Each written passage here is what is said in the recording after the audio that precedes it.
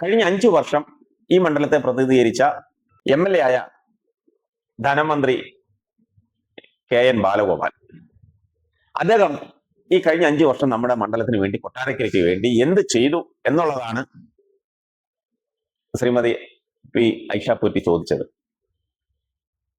അവരുടെ ചോദ്യം വലിയ പ്രസക്തിയുള്ളതാണ്.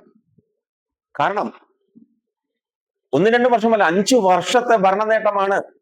എന്താണ് നിങ്ങൾ ചെയ്തത്?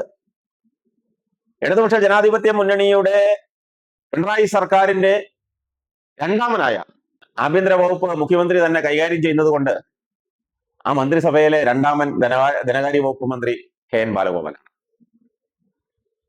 അത്രയും സ്വാധീനമുള്ള ആ സർക്കാരിൽ, അത്രയും സ്വാധീനമുള്ള ധനകാര്യ വകുപ്പ് മന്ത്രി അദ്ദേഹത്തിന്റെ സ്വന്തം മണ്ഡലത്തിൽ കഴിഞ്ഞ 5 വർഷമായി എന്ത് കാര്യങ്ങളാണ്, വികസന പ്രവർത്തനങ്ങളാണ് അദ്ദേഹം ചെയ്തതെന്നാണ് ശ്രീമതി ഐഷ പോറ്റി മാത്രമല്ല, അവിടെ കൂടി നിന്ന ജനസാഗരം മാത്രമല്ല, ഓരോ മണ്ഡലത്തിലുള്ള വോട്ടർമാരും ചോദിക്കുന്ന ചോദ്യം.